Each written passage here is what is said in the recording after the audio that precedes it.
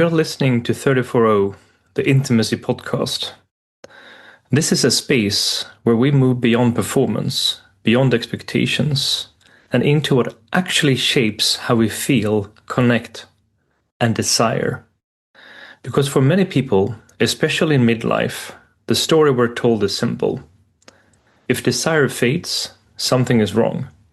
Hormones, age, biology. But what if that's not the full story? What if what we call loss of desire is actually the body protecting itself?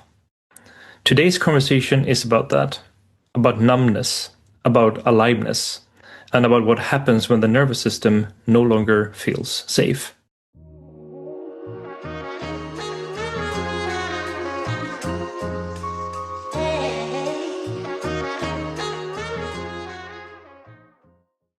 Today, I'm joined by Dr. Julie Merriman. She's a therapist with nearly 30 years of experience, working deeply with the somatic therapy and the nervous system regulation. She's also the host of Sexy After 50, a podcast focused on helping women reconnect with their desire, pleasure, and their bodies. Not by forcing it, but by understanding what shuts it down in the first place. Julie, I'm so happy to have you here.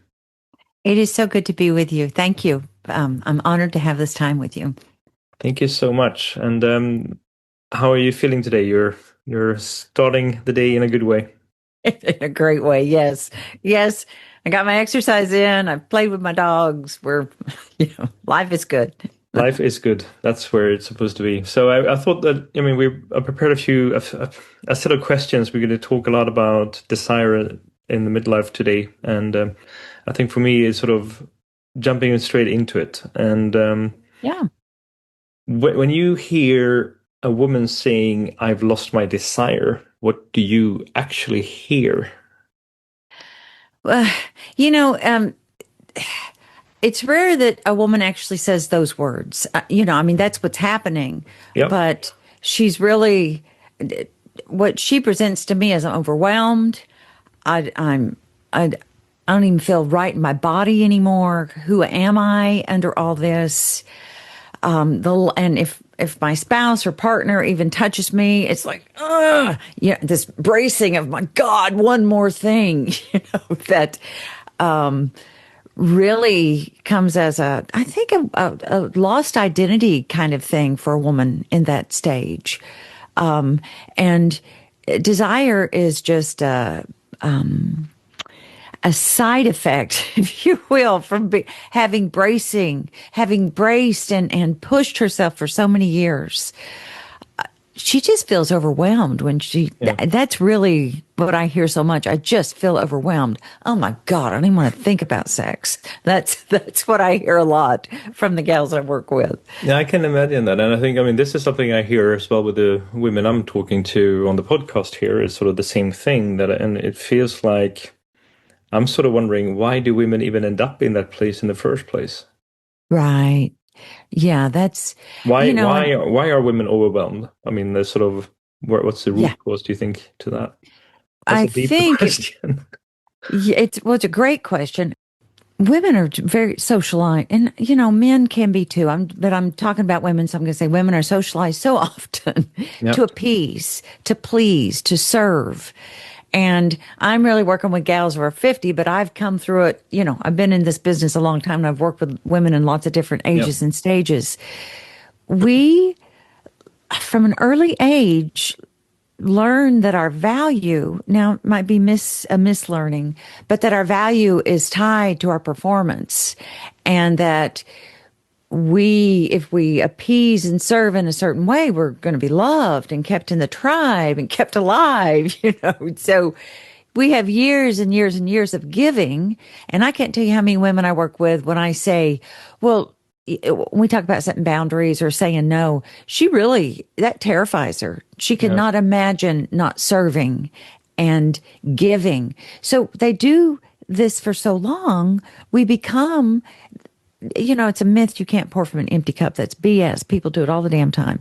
Yeah. And you become the empty cup. And that's where I think we find her. She's given so much, but feels guilty for taking. given so much feels guilty for taking. Lots of obligatory sex because we want to keep the partner happy. Lots of faking orgasms because we want this to just stop so we can move on. And so, what do you think men can do differently there, though? Because that's the other thing that we talk about women, and obviously, it's in most cases there's a man on the other side. And what do you think men can do differently then? That's such an interesting question because I think about, I mean, my first marriage, I got married at 16. Please, nobody do that. Do not do that. But I was not even pregnant. But, and he, of course, we were young and it was a horrible situation. And he was very mean and very demanding. Not going to beat up on him. We're going to put him over there. That was just my experience, which really started me on this path of, I got to prove my worth. Now, my second husband, my husband, that we've been together 35 years, he is such a kind soul. Now, to look at him, he's a Texas state trooper. He's a farmer. He's a rancher. He's this, but he wanted to do the laundry. He wanted to cook. He wanted to help take care of the kids. Because while I'm thinking about when the kids were little and I'm working summers, he would just put the kids in the combine and take care of them. Here's what happened to me when I first experienced that. And I don't think I'm an outlier by any means. Somehow that challenged me. Like, well, if you do the laundry, that's my role. So it took me a little time. Now I have this very masculine husband who's very in touch with his feminine side, which is such a neat combination. But I rejected some of those early things. I felt insulted. Why would you wash those dishes? Did I not do it right? And I think that goes to our conditioning. That's our role. So I don't want to blame men by any means because I think we women have to really rewire. Rethink. Yeah, rethink and rewire. Rethink about how when we do have a man trying to help, it's by no means challenging our role or saying we're not doing it right. It's this lovely human who's like, fuck, let's do this together. You have to do this alone.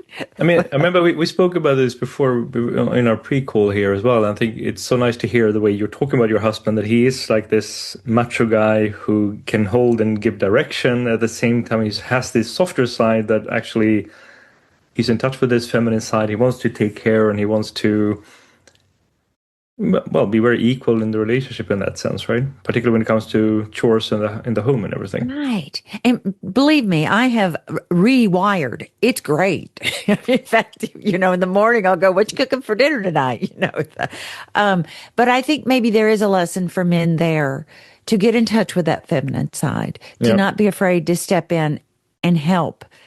It happens so often, and as I work with women, we have to talk about letting go of control because we want the house cleaned this way. Well, we're sending a message there that maybe you're not good enough to clean the house the way I want, and that's not helpful at all. So women, I think, need to be more open to, I don't have to do it all. And he can step in and help. And it means we're partners. Yeah, and it doesn't have to be my way all the time. I can be okay if it's done slightly differently.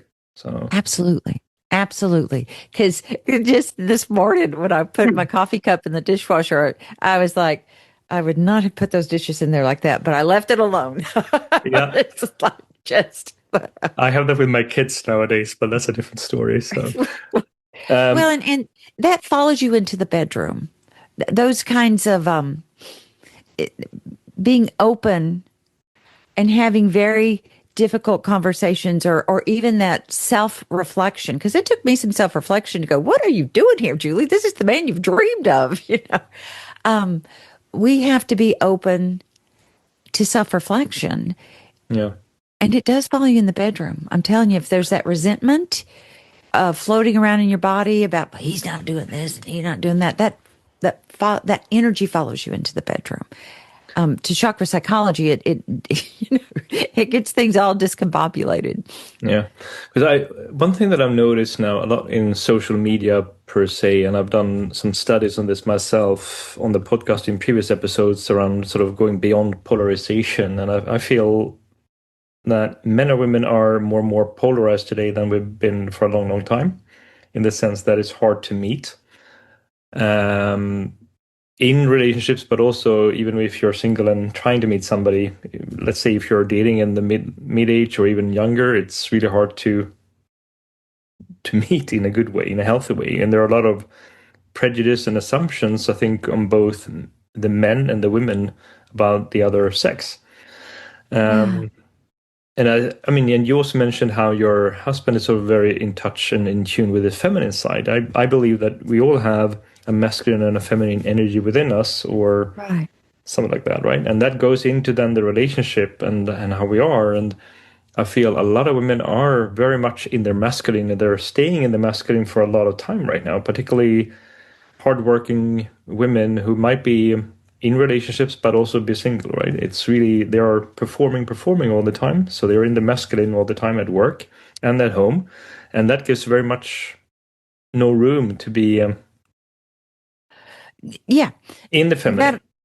Right. And that also, I mean, that goes to chakra psychology, balancing those chakra centers so that we have room for both energies, but it ties directly. Now, I'm a somatic therapist. I'm also trained as a yoga instructor. So I love the chakra psychology.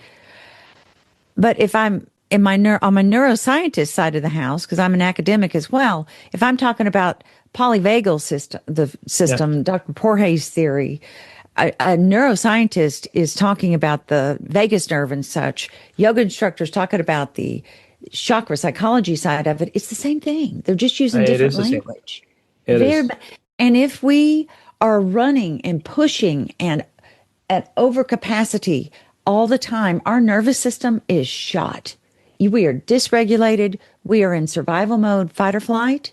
And that's not a lot of room for feminine energy. I mean, we are in autopilot. I mean, I think people are acting on autopilot today, right? And I think all why the time. polarization, I mean, the whole thing for me, and I love that you said the polyvagal system there, right? I think that's a great example if you look at polarization in terms of why we are where we are as men and women, as it doesn't matter if it's ideology or religion or whatever it might be, that, you know, the mind will quickly go into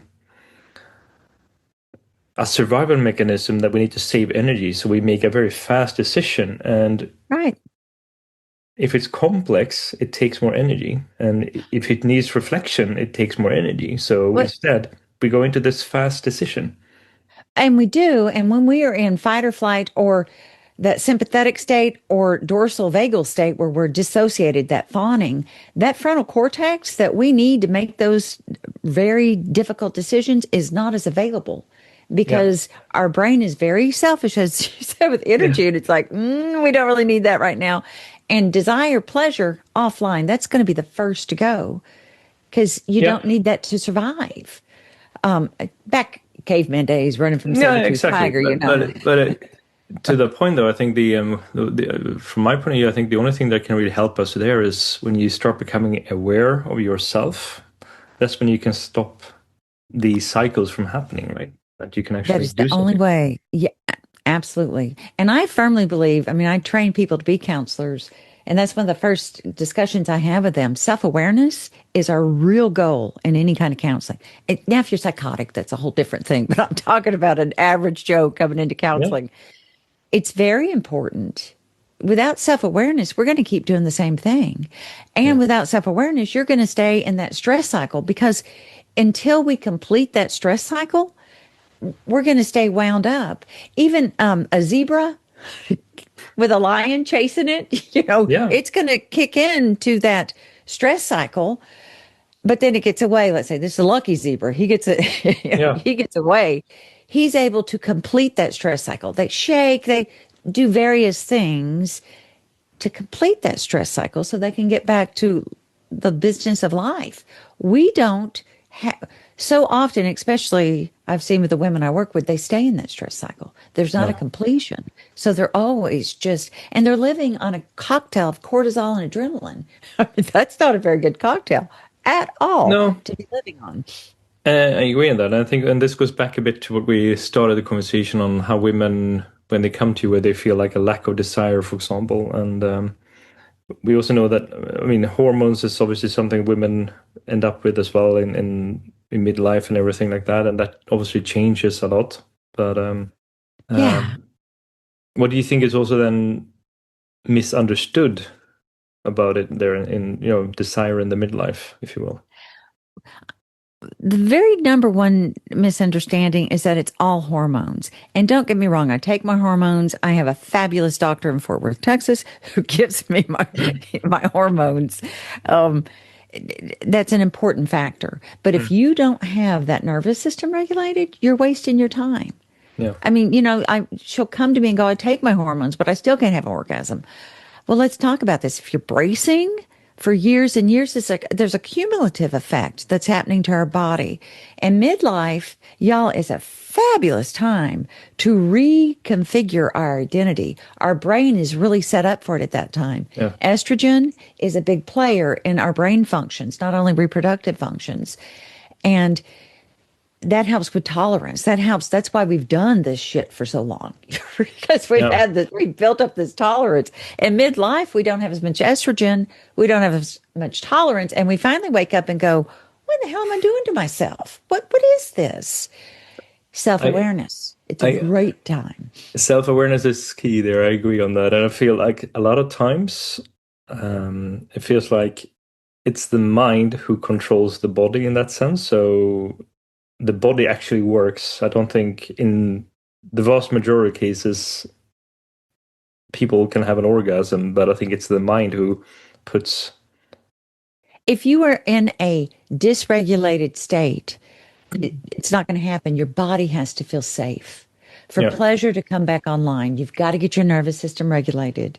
And think about it. You brace when you're really, I know I just went through a stupid accreditation visit and I found myself bracing. And I was like, oh my God, I lived like that for years. Now I notice it. I used to not notice it, but when you're bracing, that pelvic floor is braced.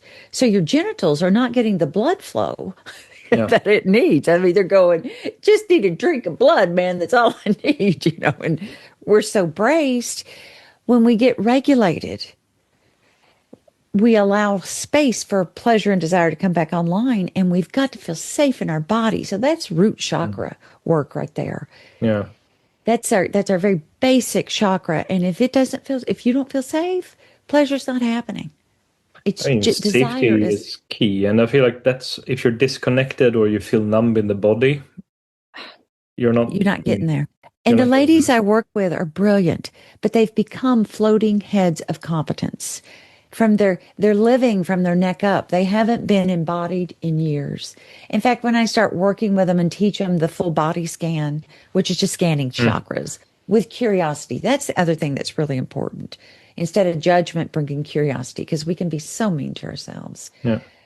But just trying to get her re-embodied feels completely foreign to her. And she might even get irritated with me at first when I'm going, okay, where do you feel that in your body? I feel nothing in my body.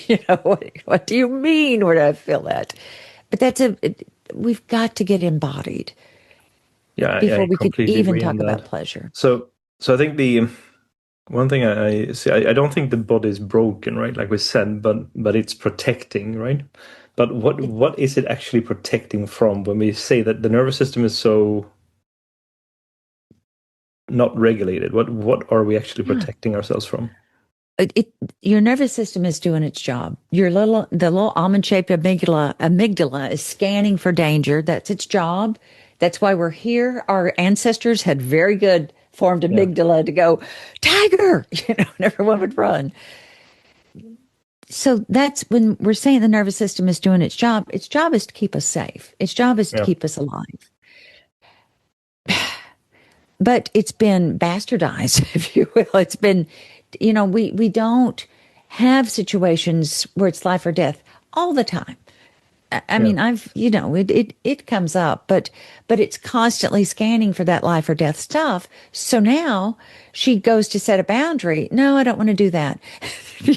And the nervous system responds like it would respond if a tiger were trying to eat her. She sweats. Her stomach gets upset. She has to go to the bathroom. I mean, it's a physical response. So it's the partner in many cases, or the lack of a partner and the scare of maybe meeting a new partner that might be triggering and protecting her in that case.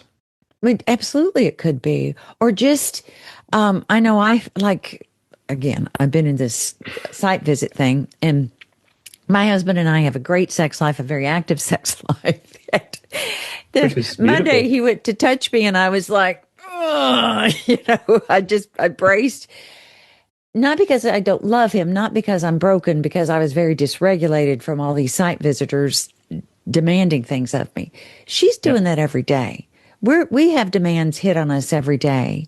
And if we haven't taken the time to really learn what it feels like, an assignment I will give my ladies is to identify what nervous state you're in right now, because we don't even know.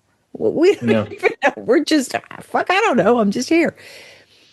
So being able to even recognize, oh, I'm really dysregulated right now. My God, I think I'm in sympathetic.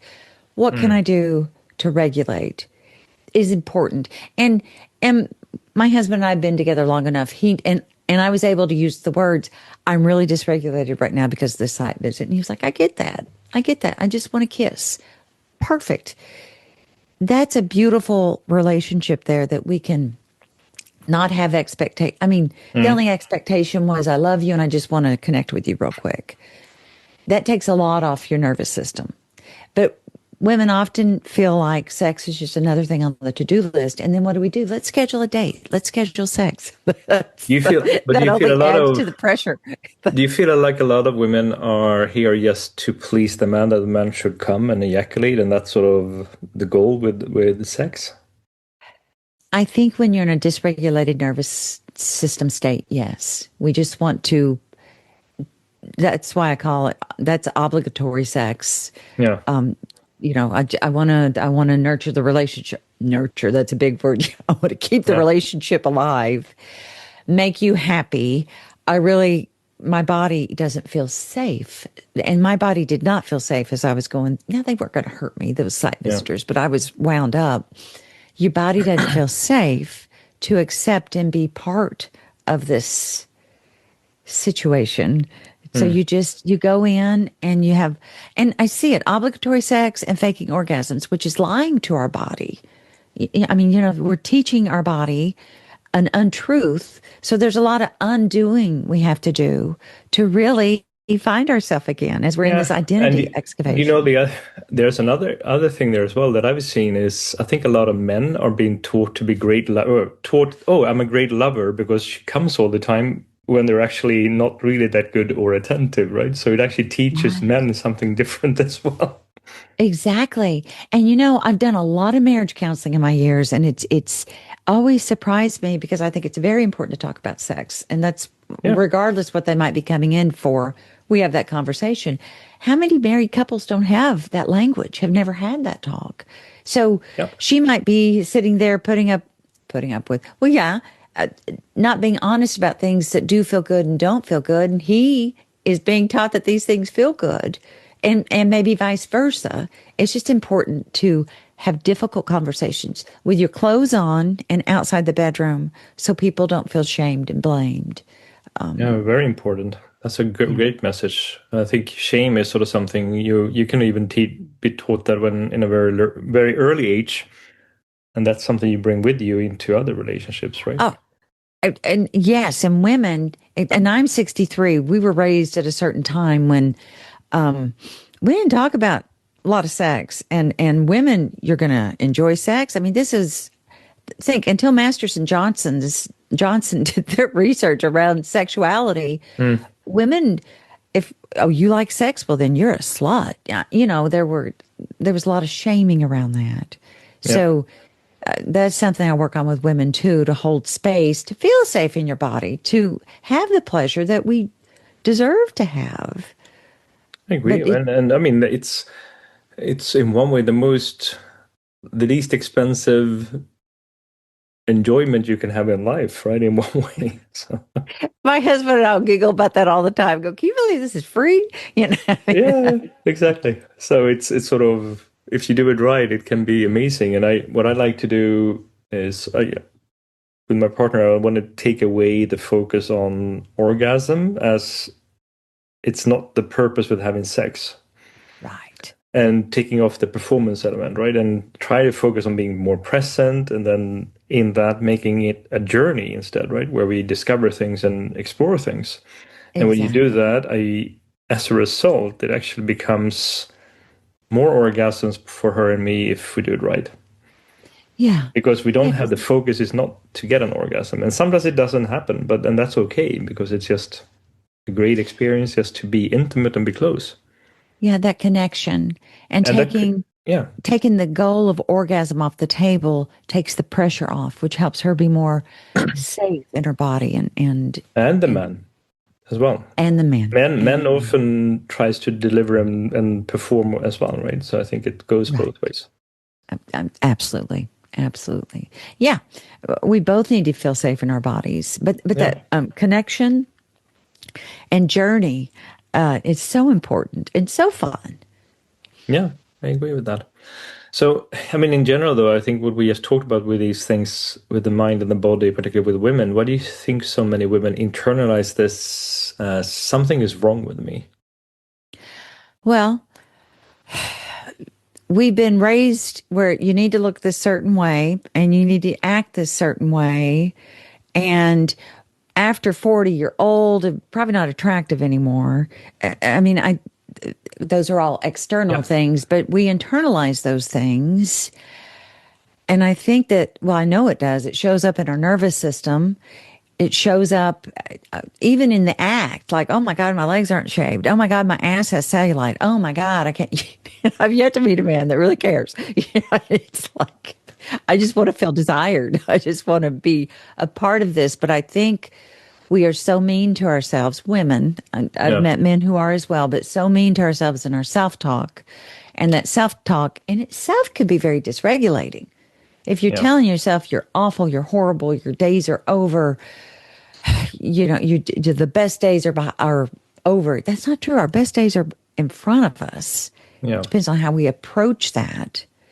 But I think, and awareness and self-talk is very important. What you're saying to yourself is very important.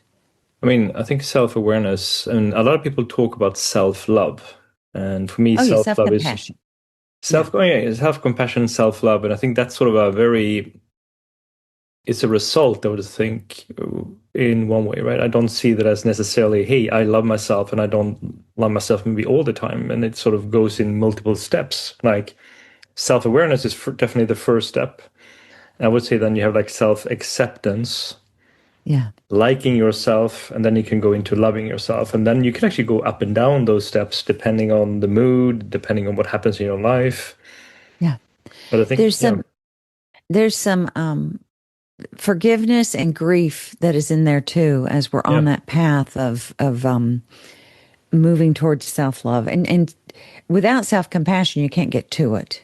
I mean, I don't think it's as accessible. Dr. Kristen Neff at the University of Texas has done a lot of great research on self-compassion. Wow. I highly recommend people check that website out because she describes it so well and has some quizzes for you and such. But it's not just this abstract thing. It's a real thing. We treat strangers better than we talk to ourselves at times. I mean, I not now, I'm in a good place, but I've said things to myself I would never say to another human. Horrible, mean things, It's something I think that's important. And compassion, self-compassion, I think is something quite heavy. And there's actually a Korean German philosopher called Chang-Bol Han. He wrote a book called The Burnout Society. And that how society today, I mean, if you go back, there was always somebody else, like a manager or something, that whipped you more or less, not physically always, to perform and do work, right? And nowadays we don't need that because we do it to ourselves. We whip ourselves. We do. To perform and deliver. Yeah. And the high achieving gals I work with really do. I mean, it starts in grad school as they're, I've got these great, I mean, the performance gets some accolades and then it's this cumulative effect where they wake up and go, is this it? What the hell have I done to myself? Yeah, and that's really where the burnout society, I think, is just a good term when you think about it, that we're literally burning ourselves out in that sense. Oh, yes. My first book is about that. Absolutely. Perfect. Absolutely. Um, I work with a lot of healers, Mm. academics, so forth, where it's also compassion fatigue because we're working with others. We're giving so much of ourselves to others. Charles Figley, he did the major heavy lifting on that research, but we give more than we have to give and Yeah. we collapse. I mean, it's a nervous system collapse. What I like with your approach, Julie, is that you take more like a holistic approach, right? You don't just take the sort of the academic view, but you also have much more almost the spiritual and Oh, the yeah. other elements in that, right? And I think, how do you feel society in general treats that, right? Because if you go to a normal doctor, they would normally just keep it to the medicine elements and feel like anything else is sort of outside the norm. But how do you feel about that? I We're body, mind, and soul, and you cannot ignore any of those components. Yes, doctors will go, "Oh, you're just old," or that. I was on a research team for latent tuberculosis where I did a big presentation to the CDC pre-COVID. Mhm. But I was the mental health researcher on that. And here's what I want, and why I'm saying this, because it really tells you how doctors approach this. They were all shocked. You mean there's a person that's sick? There's a person in there that's being infected by this? And I was like, well, yes. But I think that now our younger doctors, I think, do have been trained a little different, but our older doctors forget that there's a human in here that is having experiences that are rough, and hormones are eminently important. Don't Yeah. just blow me off and tell me it's all in my mind. That's why I like my hormone doctor. He's very outside the box, human. He's very Yeah. human in his approach. But yeah, we get minimized or we get shamed for, what do you mean? Of course you feel that way. You're 63. Move on. Like, no. And I think more and more of us gals as we age are getting to the point where we're going, F this. I'm not taking that first answer. I'm gonna get an answer that helps me this Yeah. time instead of just giving up. And I tell you, a 50-something-year-old lady who is regulated and hormoned up, Yeah. we are a force to be reckoned with. That We I have can agree with. wisdom. Yeah, we have life experience. Yeah. And we show up far more authentic than we did. I mean, my 20-year-old self, bless her little heart. That. Oh. I can definitely agree on that. And I think what do you feel? A lot of doctors give out medicine very quickly as a way to treat a symptom, if you will, without actually looking at the underlying cause of it, right? How do you have a feeling about that, or do you feel like I am absolutely, as a clinician who a lot of years I've got, because I run a private practice, I've gotten referrals from doctors.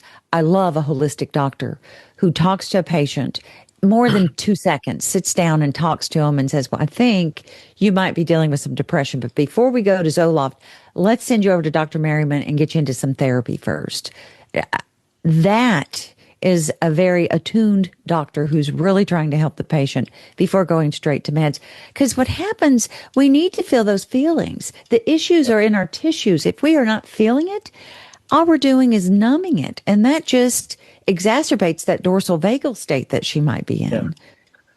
I mean, medicine just numbs you, right, and shuts you away from your feelings, in my mind. Yes. Now, please hear me. There are times I've run psychiatric units. There are times we have some Oh yeah, psychotic issues that medicines are very called for. But I very much appreciate a doctor who's, let's try some therapy and then revisit this, because research shows, depending on the diagnosis, but talk therapy and medicine has a very good outcome, not just medicine alone. I guess the medical companies will not necessarily like that, but They would not. They would not. So I'm not giving my address. yeah, but that's okay. So if we go back to, let's say, if you're in a relationship and then desire goes offline, and not just sexually but also emotionally, what happens in a relationship when desire goes offline, do you feel? Well, of course, it's as individual as relationships, but I see a lot of roommate marriages. I Yeah. see a lot of resentment marriages where she hates him. Terrible place to live, and he wants so bad for the marriage to work. I see a lot of just shut down women, just shut down. And, it's really hard. Women over 50, especially if they're still in their high achieving career, it's very hard to get them to come in to help themselves. Oh, I don't have time for me. I have this, and this. And I would just beg them to make that time. Marriages, you don't have to be in a roommate marriage. You can work through that resentment. There can be hope. And Yeah. sometimes they need the divorce, and that's fine too. I mean, wherever they need to go, but getting yourself defrosted, thawed, that nervous system back online can really make things look different. Yeah. And I think that's sort of what most people need, and both men and women, to be honest. I think a lot of men shut down in marriages as well, even before that happens. So Oh men, yeah. I think men in general, they tend to stay longer in a relationship without Yeah. actually being emotionally present or there, right? Yeah. And that absolutely impacts. And for many years, you have the kids at home, and you're trying to build your career and build your life, and that busy, that fight or flight is taking hold. But then the kids go to college or the kids move out, and you look across the table and you go, you, yeah, what am I doing with you? Who are you? Yeah. How did this end up? Which can be a really, Esther Perel, who's a sex therapist, Yeah. she's got some great work. She, I watched a video of hers once that was really hit me. A couple, I think maybe it was an affair, because that can really, it can make your marriage better or it can destroy it. But she was inviting, or maybe you're in a roommate marriage, wherever you might be, but that marriage is over, and that's okay. Mm. But this marriage right here, right now, forward, is full of so much hope and getting to know each other again, and fulfillment, because you have that long history that if you can, you can't recreate necessarily. It's fine to lose it if that happens, but if you can maintain that and not have to share kids with other grandparents Yeah. and, grandkids with grandparents and stuff, it's worth the effort. I mean, somebody said that you can actually go through like three main relationships in your life, and it can actually be with the same person. But I think it also is about you realizing that that relationship we just had is now something else, and now we're going into a new relationship, right? Yeah. But it's with the same person. It's an evolution, It's an and it can evolution, yeah, be, spiral of it, evolution. So yeah, and it can be very rich, very yeah, rich. And I've worked with couples who feel like it's impossible. But once we get them both regulated and connected, because that's what happens, that connection gets severed, mm. and work through whatever resentment might be, the cancer in there, it that next chapter can be very fun and exciting together. But we talked about here. You mentioned here that when you're in a relationship and then the kids move out. But what do you think happens with kids who live with parents who are in a loveless relationship, if you will, when they grow up? What do Yeah. you Well, I feel? can speak.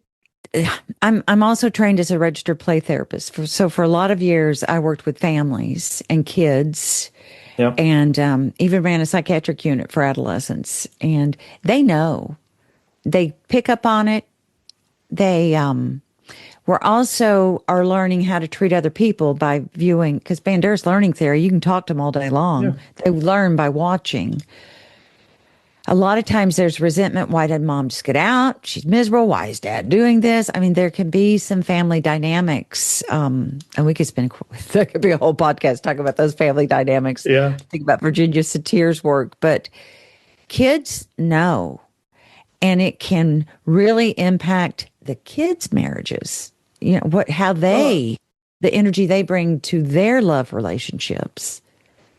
So my ex-wife, I was in a relationship for 23 years, and my ex-wife, she wanted to stay together until our kids moved out. But my daughter, when she was 16, she literally said, "Dad, I'd rather see you and mom live separate than continue living together and be happy when you're separate than staying together and be fighting and be miserable as you are now." Absolutely. And for me, that made it very clear to me that I was not in a good place, and that to your point, that she actually looked at us and she felt what we were going through. Oh yeah. Oh, they do. And kids will, I mean, she's 16, her frontal lobe's a little more developed, but little ones pick up on those energies. We all pick up on the energies, but little ones will create their own stories. If you look at Adler's theory of there's a reason for every behavior, and kids will make up the story and often blame themselves for these. I mean, I've had to unwind some of that with kids as I worked with them as a therapist, but it's, and I can't think of the research right offhand, but there is research that shows kids are far better off with happy parents. Oh yeah, if they're together or not. But I think because our responsibility as parents, from my point of view at least, is to show our kids how to become strong adults that can have healthy, loving relationships, right? Yeah. And the only way that we can teach that is by the way we're behaving, right? That really, I lived that when the first husband, do you remember those big answering machines back in the, I won't say all the, anyway, he picked me up and hit me with it. Oof. And my youngest child, who's now 40, he was 2, and I remember I thought, anyway, he said, 2-year-old, he's trying, like, what are y'all doing? And I thought, my God, I'm not raising my children in this. I mean, that was it. I left. That I can imagine. It. I have 2 boys. I did not want my boys growing up thinking that was okay to treat a woman like that. Yeah. And we got out of there. And they don't. They have lovely marriages, and because Kelly, my husband, now adopted my boys, and role model for them this beautiful human, how to treat a woman. And so it's never too late. It wasn't too late. But it's, it woke me up. I have a responsibility that these children see that this isn't okay. Yeah. So I think that's a very important thing to think about, how you want to become as a parent and how you want your kids to be, and that you have a responsibility yourself to either work on the relationship you're in or do something with it. Yeah. I guess. So I get happy. From your point of view, we talked about safety being one of the key things to feel safe again, right? What actually needs to happen for the body to feel safe again, from your point of view? Well, back to chakra psychology, vagus nerve is running through there, but you've got to get that safety in through the body. So there's various techniques. In my podcast, because I'm a professor, I do teach, and then I give an activity for them to go try, because we can think about, you're not thinking your ass out of this. You cannot think your way out of this. You have to move your body through it. So very small things, little hip circles. Women hold a lot of trauma and stress in their hips. So just little hip circles or figure 8s with your hips, just trying to open up, let your root system know that I'm here, I'm okay. A butterfly pose. As I said, our issues are in our tissues, and you have to open up the fascia. You have to get some things opened. It's not unusual, and I just want to normalize this, especially for a woman, opening up that sacral and root area. Tears. We have a lot of trauma there. Maybe it's ancestral trauma. Maybe it's from birthing your own children, but a lot of tears can come, and that's okay. It's going to be messy. This shit is going to be messy, I promise. Yeah. and that's okay. A child's pose with the legs out, just trying to help her even feel parts of her body again. I like to give an assignment to go to a high-end sex store. We've got some great ones over in Fort Worth that and get a new vibrator, not for to use on her genitals right now. That's we take that off the table for a while, but just to find pleasure centers again, and that helps your vagal tone as well. You think about the vibrating. To teach her when she's really upset or maybe the touch happened, to shake. We are animals and we are made to shake, to release. And we've quit doing those things. It's little babies. You don't want to blow up that nervous system. You take baby steps. Yeah. And really helping her set boundaries where she needs to set boundaries so she can have, I can't pick it up right now, but I want her to be able to look at her schedule and not think, fucking hey, this is, instead to think, yay, my day looks great. And that takes a lot sometimes. That takes a lot sometimes because she is still trying to prove her worth. So I think what I've seen with a partner is like when we slow down together and we focus on very slow touch. Yes. And I'm not talking jumping on genitals or anything like that. I'm just talking more like even start with the feet and just gently going around the body like that is an amazing way, I think, to get intimate in a way that is sort of doesn't need to lead to intercourse, but it really is just a way to calm the nervous system, I would say, right? Oh, and it's wonderful. It's a connection. One thing ladies may not understand, only about 10 to 15% of women, even young women, wake up horny, have just this spontaneous desire. Most women, 85+%, it's responsive desire. And that's okay. And as we get older, that response might take a little longer. And that's okay. You know, it's a beautiful thing to connect with your partner and just touch. I first have her pleasure map herself. We're not moving to genitals at this time, but then ask them as a partner to pleasure map. They can be dressed or undressed, however they feel the safest. But it's very important to take things slow. I love what you're saying with that. That's important. And I think, foreplay, for me, that can start in a day, right? It might be just going up, kissing her in the back of the neck or something, or just a gentle touch or a hug or something like that throughout the day. Or it might be doing the laundry, if you will, or... I just did a podcast, I think it was last Friday. Maybe it comes out this Friday, but it's on sexting. And that's a great way to foreplay. Yeah, that's a great way to just give little somethings throughout the day that Kelly and I might end up in a great sex session, as we've worked ourselves up all through the day. But sexting, there's little bitty things, just a wink, just a note in the lunchbox. I see you. I love you. Women want to be seen. I mean, we all want to be seen, but they need to feel seen and supported. One book I use with couples therapy talks about how men need to feel respected and women need to feel loved. And that's got some pretty interesting activities in there. But that's kind of an aside. But getting that nervous system regulated and your body feeling safe is, first and foremost. So when the nervous system shifts, though, what changes? When it starts thawing? Yeah, when you start slowing down, what changes? The first and foremost, I want to just normalize this as we start that thaw, because our interception has been so, and that's where we notice our own body signals, has been so skewed for so long that we are not feeling when we're hungry. We don't always feel when we're exhausted. We don't feel when we have a headache. We're just powering through. So one of the first things that might start happening, because I'm a very honest therapist, it could get worse before it gets better. And let's normalize that, because we often lose folks when it gets worse. Like, well, fuck this. Like, no, man, hang with it. We're building new neural pathways, 60 days.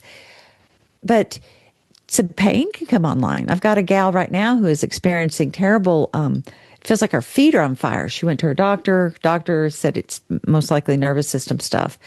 That's her root chakra coming back online. I had her doing some walking meditation. It's just really simple. It's like, holy shit. So I just want to normalize that. Things could feel a little uncomfortable. But once you start getting through that thaw, your playfulness comes back. We are playful creatures. We have taken stuff way too serious. So some playfulness comes back. I have ladies talking about, my God, I just had spontaneous joy for no reason. It just hit, you know. That's amazing, though. Oh, yes. Interest, that curiosity. And I also have I did a recent episode on how blowjobs can regulate your nervous system for women. I mean, not only for men, if you approach it correctly, it can be very playful and a great experience. So some curiosity about, I haven't done that in years. Let's just experiment with that. I mean, you know, just some playful curiosity coming back online, or let's go run through the rain. Yeah, novelty comes back online, or I just want to sit and talk to you. You know, hello, you. I just want to. So you start to feel more alive, re-inhabit that body, and boundaries. If you are really regulated, a fully regulated nervous system is going to say to things that don't serve you. I agree on that. The women start to build lives full of hell yes, where there's not room for that other stuff that doesn't serve them. Yeah, and you know, a lot of guys, they also talk about how they want to meet a woman who loves sex in general, right? Or be with a woman that loves sex until they actually meet a woman who loves sex. You need to be the person you're supposed to be with, right? Exactly. You're like, oh, is it like this? Yeah. Well, you know, there's nothing, well, I won't say nothing, but it's a very rich and rewarding experience to be really connected with your partner and be really attuned. And attunement is very important. And I don't think we talk about that enough. Yeah. Where, like, my husband's so, he was the meanest trooper in town. He's going to give you a ticket, but he's the most kind teddy bear on the other side of it. But he's so attuned, he can pick up when I'm off. Like, baby, what's up? Come here. Yeah. And I'll rub my shoulders and just, how can I help regulate you? Because co-regulation is a very real thing, but it doesn't. But you have to have attunement first. Yeah, and be present with your partner in that sense. Yes, and well, and like this wasn't with my partner, but we took the kids to Costa Rica. I don't know, a couple of months ago now, and my daughter-in-law. My precious daughter-in-law scheduled zip lining for us. Now I'm terrified of heights. It's like I am, but I wanted to be there with the grandkids and all, go zip lining and have that experience. But as we kept crawling up and up and up, I started freaking out. I was shaking and I was almost crying. And I was like, oh. And my 6'2" big old burly boys saw that, and both of them came to me and they were like, Mama, are you okay? Mama, you don't have to do this. Regulating me, taking my hands, breathing with me. It's gonna be okay, Mama. We love you. You don't have to do this. So my mirror neurons kicked in because they were calm and created safe space for me, and I was able to and then they walked me up and both surrounded me as I got strapped in. You did go. I did. Oh, it was so fun. But I could not have done it if my children were not intuitive enough to have helped attune me, get my mirror neurons calmed down. And I think, God, I raised a couple of amazing humans. That's a gift you've been giving on. Oh, yes. Well, yeah, I mean, they didn't shame me or tell me I was stupid. They wouldn't have done that anyway. But, they attuned and created safety. And that's what, I mean, that's an extreme example, but that's what we need to do daily in our I mean, if you think about how relationships. they are with their partners and how they are with their children, it's something that you're now seeing that they can actually pass on like that, right? Yes. And that's a Oh, yeah. beautiful gift. Yeah, very much so. Very much so. Yeah. Yes, especially considering what it might have been had I not made some changes. So when you think about then desire, it seems like it can actually come back either the same way or differently, it looks like, right? When you Oh, find, honey, it is there and alive. And yes, it might be a little different. We're not 20 anymore. We're not 30. Our bodies have changed as they're mm, supposed to, but it's absolutely there. What I found at 63, where at 20, I might be able to pop off orgasms pretty fast and lots. At 63, they might come a little slower, but they're far deeper and far more enjoyable. mm, It just it reaches a whole different level. So it's absolutely there. It's absolutely a little different. It's absolutely okay, however it shows up. yeah. So a lot of these things we're going around here with when we talked about it slightly here with shame and everything, right? So how much do you think is actually cultural in the way that we're being taught about these things with expectations on women and roles, pressure? I think there's a lot of culture. I think a lot of culture involved, and depending on what religion the family might be practicing, plays a certain role in the shaming and the rules, and the culture of the family. Yeah, Yeah. I mean, that plays it. My boys grew up in a whole different culture. I never wanted them to feel shamed about sex. I can remember walking in on one of my boys having sex on the sofa with his high school girlfriend. I was like, oh, I did not want to see that. Yeah, not that. But I didn't want to shame them either. Yeah, yeah. Sex is natural, and it's a beautiful thing to be embodied and celebrated. But we don't get that message. I keep space for my kids around that as well, and they're actually a bit older, right? But it's sort of for them, I would want them to have a good sex life, and I don't want them to feel ashamed about it and be able to articulate and set boundaries for themselves, but how they can be with their partners. And Yeah, yeah. Well, and just to normalize it, it's a normal part of life.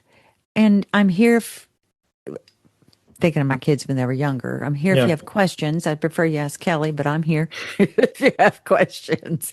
And we'll talk about the birds and the bees and just not put shame around it. But I came from a generation or a family culture where, I mean, I remember my grandmother telling me she was born in 1913. The worst spanking she ever got was because she asked about the neighbor being pregnant. Yeah, and so the message was, we don't talk about that shit.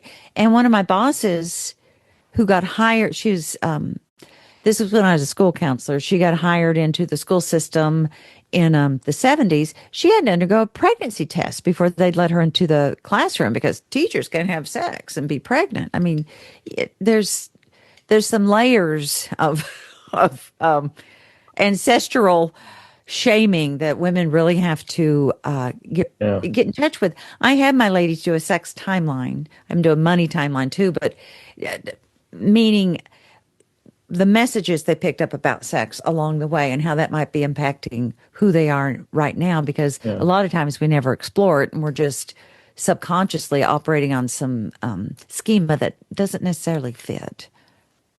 I agree on that. And I've seen that in a lot of the women I've been talking to on this podcast. It's been a lot about awakening and, like midlife awakening, that you've been in a long-term relationship for 20 years, loveless, sexless, and then discovering yourself that way, right? And I think, Right. and well, I would hope that even younger women today can do that journey so they don't wait that long, if you will. Yeah. And I think they have this new generation coming in, they're far more open to therapy and working on Yeah. themselves and living fully in their body without denying parts of their self. But how So do you that, feel? Yeah, I can definitely agree on that. And I think I see a lot of younger women and men being very in tune and being open to therapy and working on themselves. yeah, But at the same time, I feel like there's one other side of the coin there is you also need to live life and experience life. And what does it feel to love? What does it feel to get hurt without running away, so to Yeah. speak, right? But so it's great that they have the tooling and the toolkit now, maybe to work on it in a different way. Yeah. But you Well, still need to live life. right. And it's very different. I know my husband and I met in college, real people. Yeah, We could touch each other. We did not have our phones were attached to the wall. We I know didn't. that. So that's a whole new dimension. The uh, online dating. I mean, it's texting. I would have hated to think that I was, I'd send a text. Oh my God, he didn't answer it. Well, he's on the tractor plowing, but um, that's a level that might kind of get in the way of some healthy dating. I think what we see today is sort of people are getting into this ghosting element, for example, that you start getting a connection with someone who then all of a sudden just disappears like nobody's Yeah. business, right? And then and that hurts. There are two people hurting there. The person who runs away is obviously hurting for something, but it Right. also hurts the other person. And I think a lot of people are running away. I mean, obviously, there's a different thing if you know that you're physically in a dangerous relationship or something, but a lot of times it's the ability to be able to tell the other person that I feel this is how I feel right now and I cannot continue this or whatever. That's a nicer way to do it, I guess, than just disappearing. Well, yeah, because that's an attachment rupture to just Yeah. disappear. That's not. I mean, even if it's a new attachment, and then that could spiral a whole thing of unresolved issues for the person that was left. So Yeah. Yeah. And yeah, it goes, and that's then no, I think I like to talk about this thing that what you avoid controls you, right? that's absolutely right. Yeah, that's right. Yeah, So if you avoid talking about it, it literally controls you. So yeah, it's a yeah, scary thing when you think about it that way. yeah.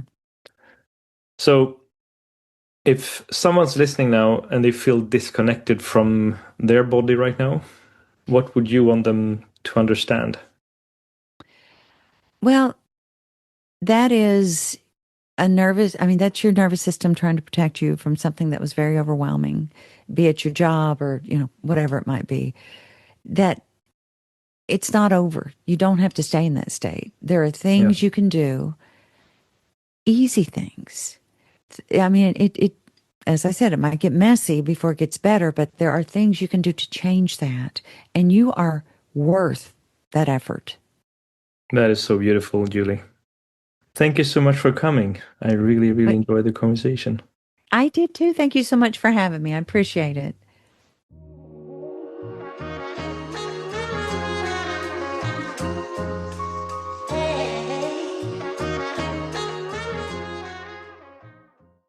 There's something important in this conversation that we often call a problem. It's actually a signal. Not that something is wrong, but that something doesn't feel safe. Desire doesn't disappear randomly. It responds to stress, to pressure, to environments where the body learns to shut down instead of open up. And maybe that's the question: how to get your desire back? And what do you need to feel safe? If this conversation resonates with you, please share it with someone who might need to hear it. And as always, stay open, stay honest, and stay human.